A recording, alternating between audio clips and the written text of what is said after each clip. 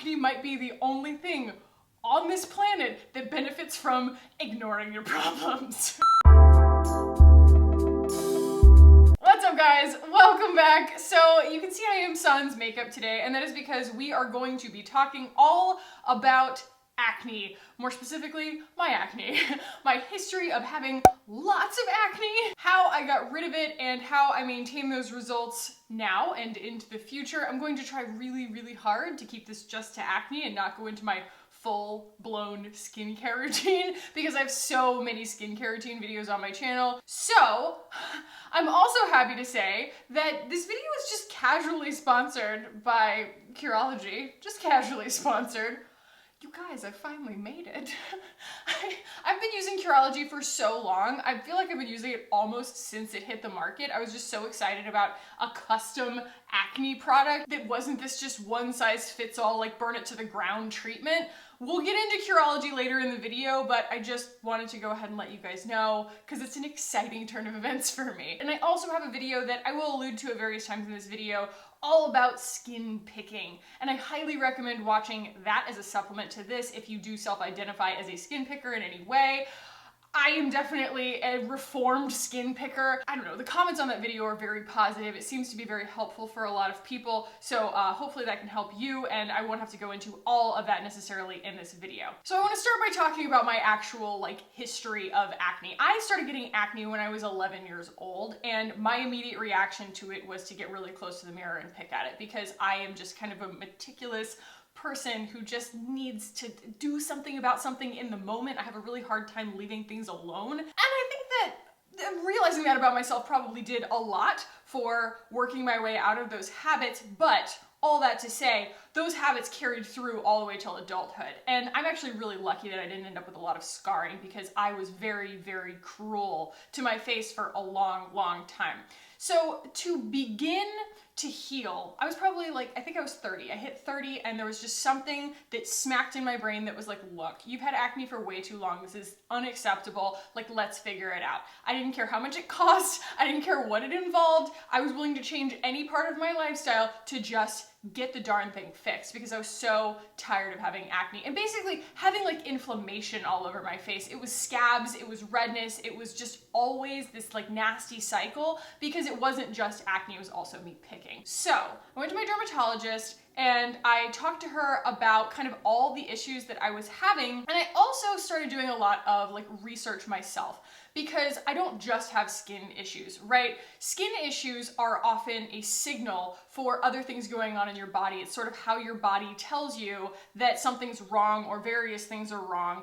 And some people's signals are stronger than others. Might happen to be medium to strong. You know, I never had really bad cystic acne. I never got on Accutane. I never even thought about getting on Accutane or anything like that.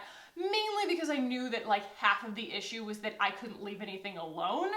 And so it exacerbated my acne to that extent. But I did want to figure out what the source was that was causing the issues on the outside.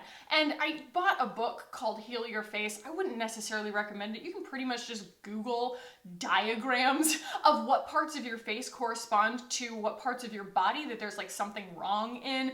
Very typically, hormone imbalance. You've all seen hormone imbalance, especially in teenagers, shows up in kind of the goatee area. You know, that's where things tend to just kind of proliferate and get really oily and break you out when you're going through puberty because of hormones, things like that. And so it's just sort of that, but other parts of your body. And so you can read those signals and figure out where the source of the issue is. For me, I mean, gosh, I had already gone gluten-free, but I also needed to figure out a lot of other things that were wrong with me, having to do with the medications that I was on, depression, anxiety. This is not necessarily a set of experiences specifically that I can necessarily apply to other people. If there's anything that I have learned over this time period, it is that our microbiomes on our skin are different enough between our two elbow pits that me saying something worked for me because of what was going on inside of my body and what was going on the surface of my skin, and then saying that that's gonna work for you is crazy. I'm saying that the lesson that I came away from it with is that you have to figure out what your skin is trying to tell you. So aside from solving a lot of issues, one of them being lowering my stress levels, which is such like a huge thing in all of our lives, right? But so many of my health issues were coming from just generally not knowing how to manage stress. And I have a lot of, things in my toolkit that really help with that now. And I think that that has had a really positive effect on my health overall, not just my skin, but also I had to kind of self-diagnose my skin type, right? I had to realize, I have super dry skin, and that moisturizing and oils and things like that, my skin was basically never going to get sick of that. It was like, bring it on, girl. Bring me the milks, bring me the creams, bring me the oils. I started to stop fearing putting too much oil on my face. And I know that that's something also we talk about a lot, right? My generation, I was born in '87. I came up in the '90s. We were very much indoctrinated, like had it drilled into our heads our whole adolescent lives that the way to cure acne was to remove every single speck of possible oil on our faces. We have now grown to understand that your skin retaliates when you do that. And so it's actually better to balance the oils in your skin depending on your skin type. The other issue that I ran into was that I have really poor cell turnover. That tends to manifest as dullness. It will just kind of look, when you put your makeup on, everything looks like it's kind of cracked and dry. The makeup will kind of hang up on dry spots and things like that. Powder will tend to make everything look kind of gray. And my remedy for that was, well, first I tried physical exfoliants, and that is just not the answer for my skin. My skin likes minor disruption, and so I learned to start using gentle acids, AHAs, BHAs, that gently chemically exfoliate your skin over time.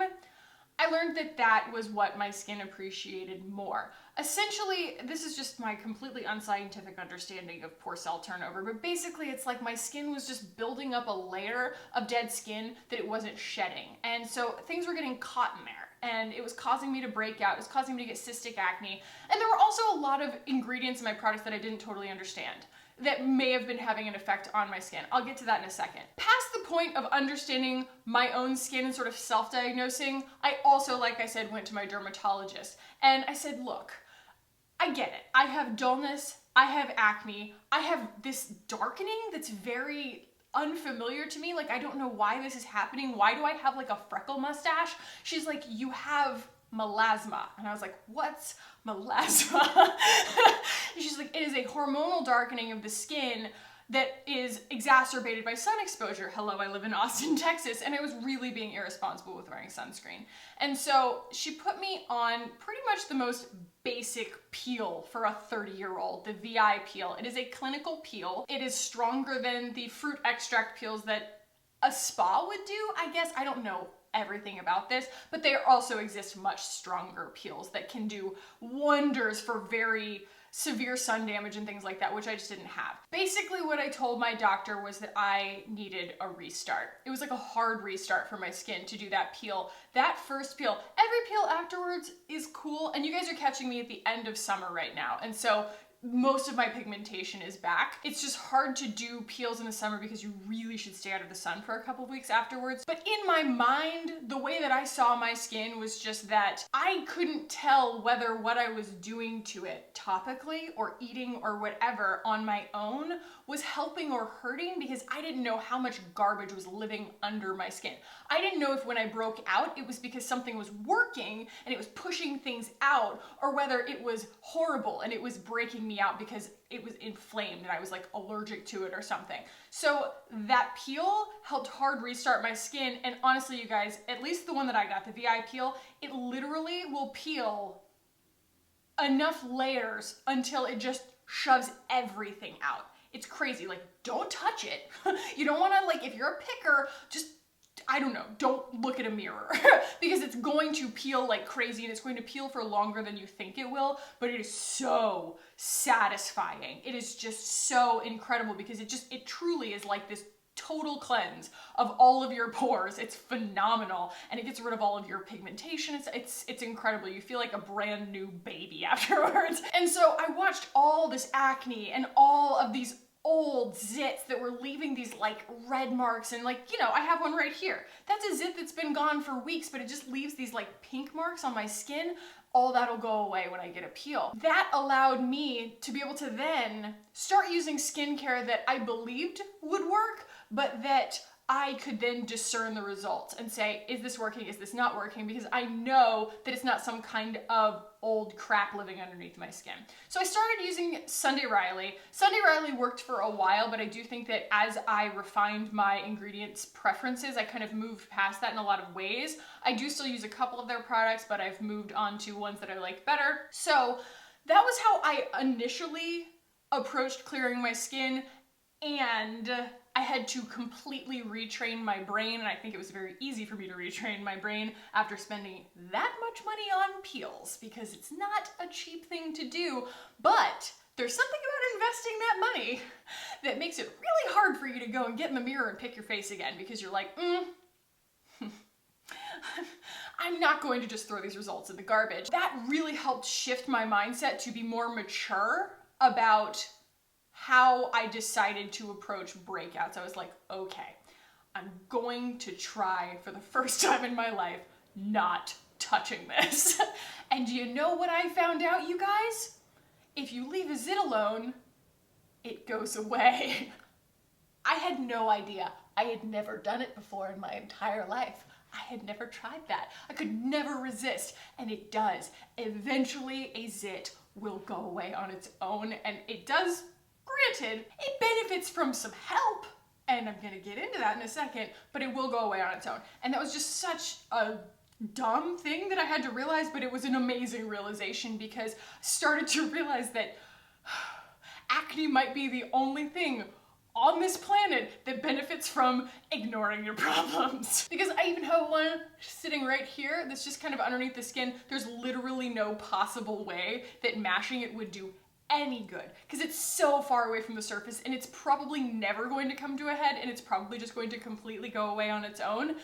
But what is step 1 through 10 on this? Leave it alone. That's how I kind of got where I am. I would say that from the jump of like turning 30 and making the decision, getting a peel pretty much shortly thereafter, it probably took like 3 or 4 months, honestly, for me to completely change the way that the snowball was rolling on my face, because that's what you're doing. Momentum is going the wrong way in the beginning when you're all breaking out and you're picking and it's just this nasty cycle. You have to recalibrate the cycle in the other direction, and wow, getting that peel, man, I started waking up to clear skin, and I realized that, like, if I'm gonna get woo-woo on you, just manifestation-wise, I don't know that I had ever actually manifested clear skin. I had always manifested pimples because I always wanted to pick them. And so when I re-examined that whole mentality, I realized if I want clear skin, I have to manifest clear skin, and that means I have to stop doing that fun, short-term, slightly satisfying, but on the whole pretty shameful thing that is getting this far away from the mirror and mashing every pore on my face. That said, guys, even though I don't break out anymore, I just get the errant zit here and there, if I wanted to, I could pop every single pore on my face. My skin is not perfect, and that means that I have to exercise restraint every single day and just trust the process. Trust that my skincare is going to work. Trust that leaving things alone will actually make them go away, because there are blackheads under there. There are things that happen. There are clogged pores. One of the best articles I ever read, and don't use this as a slippery slope, I'm not trying to enable anybody who is a natural born picker, but everyone picks. It's just some people let it get out of control. And so when I do mash one thing, I don't shame the crap out of myself about it. I go, okay, I popped one thing. Okay, move on, Khaki. You know, you have plenty of other things that you can do for this zit. You don't have to just let this be the thing that ruins you because you popped one zit. So anyway, that kind of routine in my life is something that I work on every single day, but I've gotten a lot better at it, and it shows on my face, and I'm proud of that. That's pretty much my acne story. That's how I cleared my skin. It took 3 or 4 months, like I said. So now on to my acne prevention, just daily part of my skincare routine. The first thing that I address is pore cell turnover, and so this is actually the first thing that I put on my face. Like I said, I used to use a lot of Sunday Riley products. I still use their vitamin C in the morning, but I used to use the Good Genes. Good Genes did long-term start to irritate my skin because it has lemongrass oil in it, and my skin is very sensitive, as it turns out, to lemongrass oil. It will actually give me cystic acne, so I got away from using that product. Plus, it's really expensive, so I moved on to another really expensive product, and its name is Drunk Elephant TLC Framboos Glycolic Night Serum. I had this sitting around in the littles. I had 2 different iterations of the littles in my collection, and I was like, I just don't have anything that's doing a really good job of overnight chemical exfoliating my skin. And so I was like, I never really didn't like that product. Like, maybe I should give it a shot. Reintegrating this into my routine has been a game changer. My skin looks amazing when I wake up in the morning. It really, really makes a noticeable difference from like the first time that I use it. I have noticed all of this stuff rolling out of my skin. And when I say rolling out, I mean, it's not a breakout. I start to notice that just whiteheads are pushing out in a dry way. They're not irritated. There's no like red bump. They just push out, and then I can like either do that with my nail, or if I do actually go, because it's like sitting on the surface, I'll just mash it and there will be no mark, no blood, no irritation, no nothing. It's just pushing stuff out of my skin. It's crazy stuff. My skin really likes glycolic though. Always be conscious of the ingredients. Learn what your skin likes and doesn't like. My skin seems to really, really like glycolic, and Drunk Elephant does not have any essential oils in their entire line. The next thing that I use, you guys, is the Cureology. This is a customizable acne treatment that I've been using, I think, since they first came out. Pretty much. I think, I would see the ads for a couple of months before I decided to just pull the trigger, because it's $4.95 for your first bottle. You just pay for the shipping. So it was just such an easy thing for me to try. And it's just, it was like instantly part of my routine, because there was no irritation. There was no breaking in period or anything where I was just like, ooh, I guess it's gonna irritate my skin and then get better. None of that happened. You basically go on their website, you take a quiz of all of your skin concerns, and they wanna know what you've used in the past. So like benzomycin, horrible for my skin. It was awful. And I've gone through all of those like dermatological grade treatments for acne that were way, way, way too strong for my skin. So my results for the quiz, I came out with 4% azelaic acid, 1% clindamycin, and 4% niacinamide. And it helps treat not just my acne, but also my dullness, my poor cell turnover, and then also a little bit of anti-aging, which is fantastic. I love this also because it doesn't feel like anything on your skin. The texture of it is sort of like a dry cream, and so when it goes on the skin, it just sort of disappears. There's no stickiness, there's no oiliness, nothing like that. It's never interfered in my entire routine, and it quickly, like I said, became indispensable for me. So again, I want to thank Cureology for sponsoring this video. I do truly feel like I have arrived because they believe in me, but I believe in this product and it's so fantastic. And honestly, guys, those are the 2 products that I use on a daily basis for acne prevention, because for me, I understand that my skin needs certain things, but I don't want to bombard it with products that all do the same thing. Like I said before, to me it's about trusting the process. So much of my acne was caused by wanting short-term results, which didn't make any sense. I totally admit that. I totally understand that it makes no sense to mash something in order to have instant results, or to use a really, really harsh like spot treatment to get really instant results. Time has really taught me that it is more about the small things that you do for your skin every single day, not just these kind of grand gestures that you're expecting to have like super instantaneous results. Even peels, I have over peeled my skin before, and you'll break down your moisture barrier and then you have to wait for it to kind of rebuild itself. So all of these things have to happen in moderation, and you do have to figure out what works for your skin and then also trust the process. So those are all the things that I do on a daily basis to just kind of maintain everything. Just a really good, steady routine so that my skin knows what to expect day to day. Now, what about that inevitable disruption, right? You just get a breakout, you get zits. What do you do in an emergency situation? So for me, the first thing that I do is use an acne patch. I use the Masquerade Acne Patches. There's really no point in like showing them to you in person because they're clear. It would be a weird thing to show you, but I'll put them on the screen. They are actually essential oil based. So there is tea tree oil in them and also volcanic charcoal ash, I want to say. And basically that means that when you put that thing on your skin, I mean, it's super gentle. It is super gentle. There's no irritation whatsoever. And there are a lot of these patches on the market. This just happens to be the one that works for me. And I really notice a difference when I wake up in the morning. I don't want to be that person who like vilifies all essential oils because I don't know. I don't have the qualifications to say they're all bad or they're all good. I just know that my skin doesn't like lemongrass oil, but tea tree oil seems to be fine in the very, very small amounts that are on those Masquerade zit patches. And I also really like, especially if I've picked the Thrive Overnight Sensation Brightening Mask. It's just an incredible sleep mask that will just kind of cure what ails you, especially if you've kind of made some mistakes. It'll just kind of rebalance everything. It's just packed with tons and tons of skin-loving ingredients. And so that's sort of one of my savior masks. I also really like to use a charcoal mask if I feel like I am breaking out. So I bought the Boscia one because I didn't realize it wasn't cruelty-free at the time, and it works really, really well. I do like it a lot. The ingredients are fantastic. And then also I do like the Beauty Counter one. It's really, really good. So those are kind of my mainstays for treating a breakout when it happens.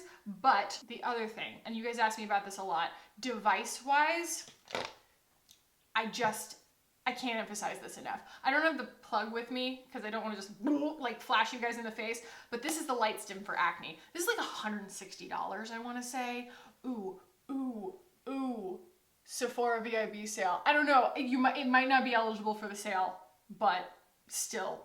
Amazon will deliver, I think, like same day or something like that. This works. I want to try the wrinkle one, honestly, because this works so well. It's a combination of blue and red light that I think their wrinkle one probably works really well too. But this was one of the best investments that I've made for my skin. So essentially, this shines light that kills bacteria underneath your skin. And so you put it on the spot, and I'll do it like, you know, while I'm reading or watching British baking show at night or whatever. And they give you little eye goggle things in case you have one that's really close to your eyes, because you're not supposed to shine this directly in your eyes.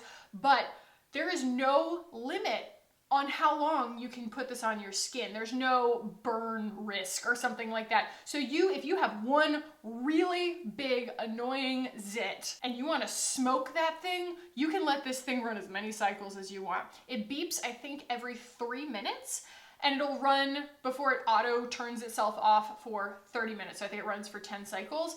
And I will kind of just rotate it around my face, especially when I am about to have my period or something like that, and I just kind of know what's about to happen. And this will prevent breakouts as well if you're aware kind of where you tend to get them, because it's going to help quell that unrest without you having to invade its space. It does it, through your skin, and it really works for me. And the final thing that I want to mention that is really good for, well, just about everybody, but it's really good for people who live in maybe a sweaty climate, maybe you exercise a lot, maybe you tend to sweat in your sleep a lot, is Mother Dirt. Mother Dirt, if you haven't heard me harp on this before, they have a product that's their mainstay product for their line called the AO Plus Mist. And the AO Plus Mist basically is a live bacteria spray that you spritz on your face, and it is a peacekeeper bacteria that our skin should make on its own, but it doesn't really make enough of it on its own anymore because we've kind of over-sanitized our collective lives. And it will keep your bacteria on your face from freaking out and conspiring against you while you're not looking, basically, and I can vouch for its results. You can use it on your face, you can use it on your underarms, and it'll help you not stink so bad. You can use it anywhere. It's for that too. It's fantastic stuff. It's a really brilliant invention. And honestly, there's a lot of really good probiotic skincare out there. Just make sure that you're buying something that has those live probiotic cultures in it. A lot of companies can use that term, and it doesn't really mean anything if they're, you know, not kept stable in any way. And so mother dirt does stay in the fridge. It will last, I think, up to like 4 months in the fridge, up to 4 weeks outside of the fridge. So if you did travel with it or something like that, you want to make sure that you know, stick it back in the fridge when you're done, kind of thing. So I think that kind of does it, y'all. I think that those are all of my recommendations on how I cleared my skin, how I continue to keep it clear, and what I do in those emergency situations. And feel free to ask me any questions that you guys have in the comments, because I do know that acne is a very personal issue. It's very unique to the individual. Often the remedies that worked for me won't necessarily work for you, but that's why it's so cool to have certain things that are, I feel like, universal. Like mother dirt is going to help your bacteria adapt.